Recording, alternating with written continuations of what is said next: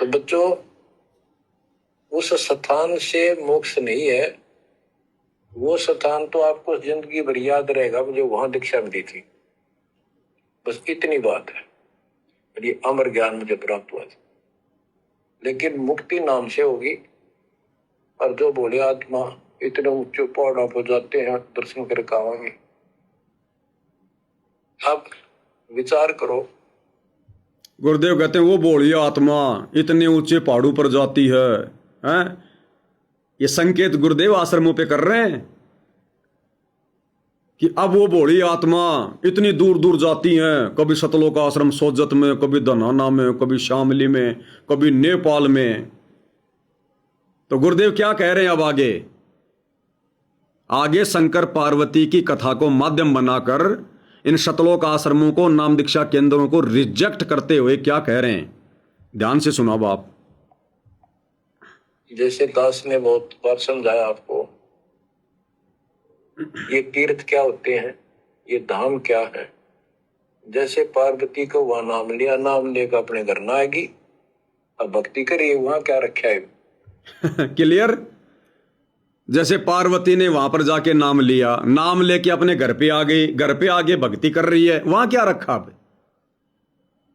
अब उस अमरनाथ पे क्या रखा है?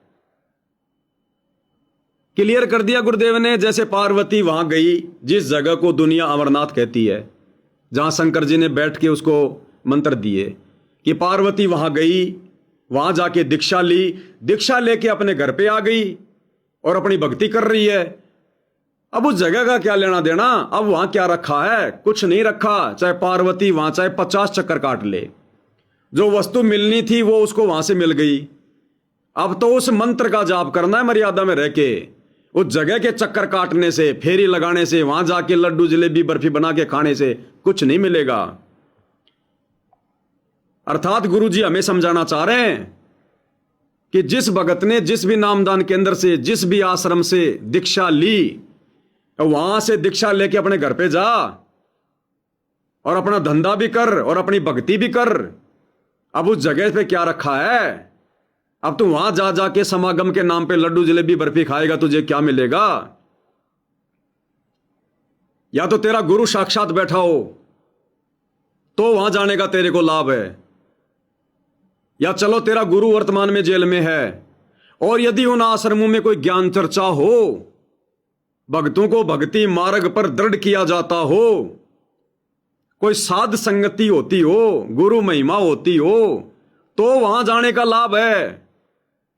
अब वहां तो तुम्हारे से आलू टमाटर प्याज साफ करवाई जाती हैं, अन्नपूर्णा मुहिम के तहत तुम्हारे से पैकिंग तैयार करवाई जाती है, आलू धुलवाए जाते हैं, तुम्हारे को काट बाटा देके और तुम्हारे से 5 किलो दाल पैक कर दो, 5 किलो चावल पैक कर दो, अचार पैक कर दो, प्याज के छिलके उतारो,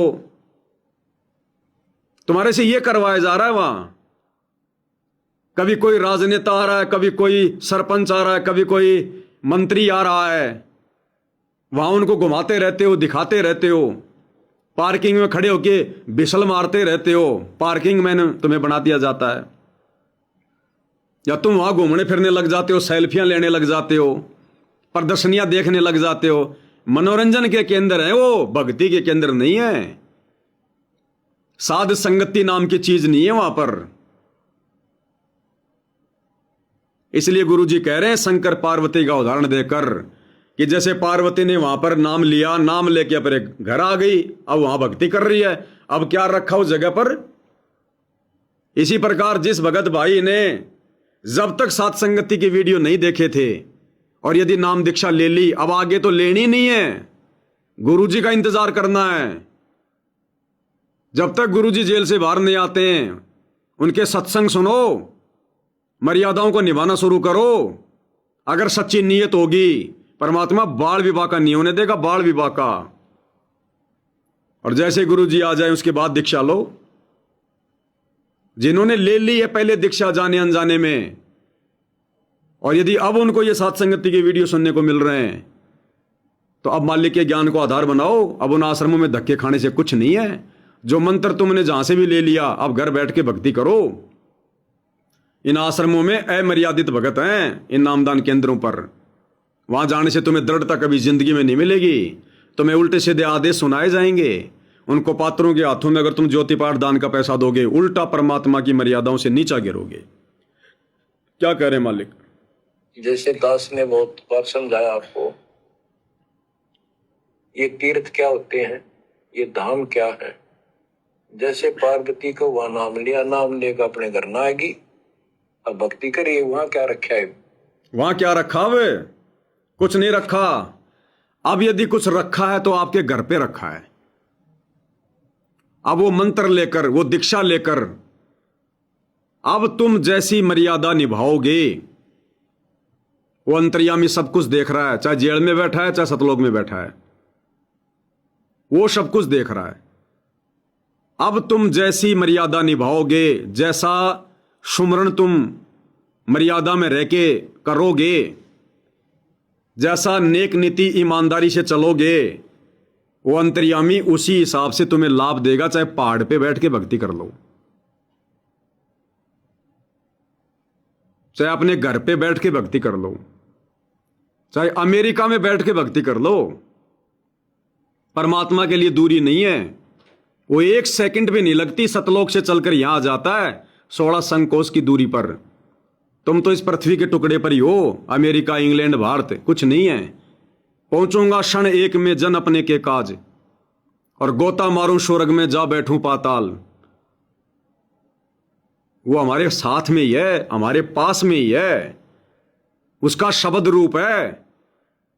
उसको जहाज पकड़ के आने की जरूरत नहीं है, उसको गाड़ी में बैठ के जाने की जरूरत नहीं है। वो पलक झपकते ही सामने खड़ा हो जाता है। अब ये दीक्षा लेने के बाद हमारा विश्वास काम करेगा, हमारी मर्यादा काम करेगी, हमारी लगन काम करेगी। ये लड्डू जलेबी बर्फी काम नहीं करेंगे। सिर्फ खा खा के गोबर करोगे, खा खा के गोबर। और जितनी बार आश्रम में जाओगे उतनी बार मर्यादा तोड़वा के आओगे। अब असली आश्रम हमारा घर है, जिस घर में हमने आकर भगवान का दरबार लगा लिया, जिस घर में हम भगवान की फोटो के आगे, सतगुरु रामपाल जी की फोटो के आगे जोत जला रहे हैं, हवन कर रहे हैं, जिस घर में सुबह दोपहर शाम भगवान की आरती कर रहे हैं, जिस घर में बैठकर भगवान की चर्चा कर रहे हैं, भगवान की महिमा गा रहे हैं, जिस घर में भगवान को दंडवत कर रहे हैं, वो है हमारा आश्रम, मिनी आश्रम। ओरिजिनल आश्रम तो उस समय होगा जब गुरुजी बाहर आएंगे। जहां भी जाएंगे, जहां भी गुरुजी रहेंगे, वो होगा ओरिजिनल आश्रम। आज गुरु की गैर हाजिरी में भगत का मिनी आश्रम उसका घर है। मिनी आश्रम बताया परमात्मा ने भगत के घर को, अगर मर्यादा में रह के भक्ति कर रहा है तो। और यदि मर्यादा में रह के भक्ति नहीं कर रहा तो उसका घर भी आश्रम नहीं है। बाकी फिर ये बड़े बड़े आश्रम तो फिर होंगे क्या? क्या कह रहे हैं गुरुदेव, ध्यान से सुन लो। फिर क्या बताते हैं कबीर, राम रटत निर्धन भलो और टूटी घर की छान, वो सुंदर महल किस काम के जहां भक्ति नहीं भगवान। पुण्यात्माओं, आज परमात्मा के बच्चे जिनको दीक्षा प्राप्त हो चुकी है, उसके परिवार के अंदर एक मिनी आश्रम बन गया। क्या कह रहे गुरुदेव? जिन परमात्मा के बच्चों को दीक्षा मिल गई है, आज उनके घर में, उनके परिवार में मिनी आश्रम बन गया। मिनी आश्रम हो चुकी है, उसके परिवार के अंदर एक मिनी आश्रम बन गया। ऐसा स्थान बनाया जाता है जहां भगवान के स्वरूप को रखते हैं, जहां परमात्मा की ज्योति जलाई जाती है। सभी उठकर वहां प्रणाम करते हैं। सुबह और शाम दोपहर को भगवान की चर्चा चलती है, रमैणी होती है, आरती होती है, सुबह के नित्यनेम होते हैं। फिर दिन में जब भी टाइम लगता है, कोई मंत्र कर रहा है, कोई सिमरन सतनाम का कर रहा है, तो कितना माहौल बदल गया ना उस। ठीक है।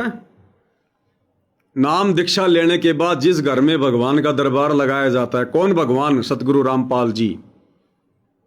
कोई दंडवत कर रहा है, कोई सुबह का नित्य नियम, दोपहर की रमैनी, शाम की संध्या आरती कर रहा है, कोई सत्संग सुन रहा है, कहीं भगवान की चर्चा चल रही है। तो गुरुजी कहते हैं कैसा माहौल बदल गया। वो मिनी आश्रम हो गया, भगत का मिनी आश्रम। वरना क्या होता फिर उस घर में जो अब उन आश्रमों में हो रहा है?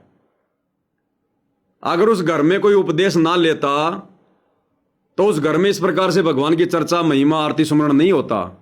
तो क्या होता फिर उस घर में? बकवाद होती, कोई राजनीति की चर्चा होती, कोई निंदा चुगली होती। अब वो सारे के सारे काम इन सतलोक आश्रम में हो रहे हैं। क्या कह रहे हैं गुरुदेव? लिया ना उसमें बकवाद बतलावा हो, वो न बोला, वो न बोला, उसका नाश होगा, उनका ऐसे नुकसान होने वाला है, वो ऐसी गलती करते हैं। तो इस तरह की बकवादें बतला के उस परिवार, उस घर के अंदर हम ये कुविचार छोड़ देते थे। फिर वो कुविचार हमारे मस्तिष्क में टकराते रहते थे, हमें डिस्टर्ब रखते थे, शांति नहीं होने देते हैं।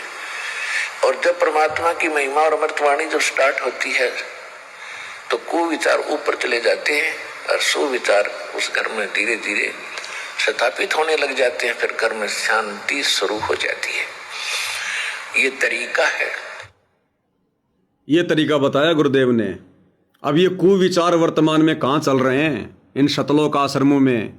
राजनेता आएगा, भक्ति की बात करेगा क्या? 2 मिनट तो तुमसे भक्ति की बात करेगा जैसा तुम उससे पूछोगे, और भक्ति की क्या खाक करेगा? भक्ति की बात तुम पूछते ही नहीं। इन शतलोक आश्रमों में आज तक जितने भी राजनेता आए हैं, जितने भी सरपंच आए हैं, कभी उनको पंडाल में बैठा के गुरु जी का 2 घंटे का सत्संग सुनाया तुमने? 1 घंटे का कभी गुरु जी का तुमने उसको सत्संग सुनाया कि भाई आश्रम में आया है?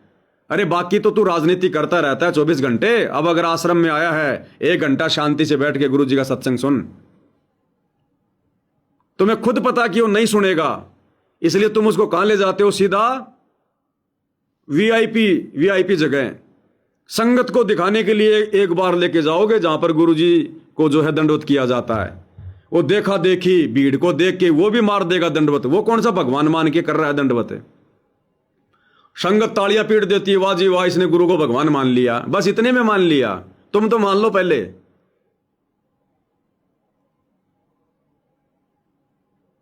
फिर उसको ले जाएंगे गुरु जी के लड़के स्पेशल जगह पे, सोफों पे बैठाएंगे, सामने काजू किशमिश लड्डू जलेबी रखेंगे, वीआईपी सेवा करेंगे उसकी। फिर जिसको अगले जन्म में गधा बनना है उसकी वहां पर वीआईपी सेवा की जा रही है। बिस्लरी का पानी पिलाएंगे उसको। संगत बेचारी ओद का पानी पीती है, उन 2 कोडी के राजनेताओं को बिस्लरी का पानी पिलाएंगे, वहां काजू किशमिश रख देंगे उसके सामने। अरे मूर्खो, गुरुजी क्या कहते हैं? हमने किसी का जूठा नहीं खाना। और ये उन राजनेताओं के आगे काजू किशमिश बर्फी जलेबी की वो रख देते हैं पूरे भर के। अब वो उनमें से एक उठा के खा लेगा, सारे तो खाएगा नहीं। एक काजू उठा के खा लेगा, हो गए जूठे। अब कौन खाएगा उनको? तुम संगत वालों को बांटा जाएगा। फिर वो काल ने तो मर्यादा तुड़वानी है, फिर तुम खाओगे संगत वाले। तुम्हें क्या पता? फिर वहां पर सारे कुविचार चलेंगे। वो गुरु जी का लड़का और वो बड़े बड़े भगत और वो राजनेता अंदर बैठ के गुरु जी की चर्चा नहीं करते, कोई ज्ञान चर्चा नहीं करते, वो कथा नहीं सुनते कोई अर्जुन सरजुन की। वहां बैठ के वो अपनी बातें करेंगे। फिर वो कुविचार वहां टकराते रहेंगे, अशांति पैदा होगी। फिर कोई लाभ नहीं है किसी भी प्रकार का। वो मेला है, मेला, भक्ति नहीं है वहां पर।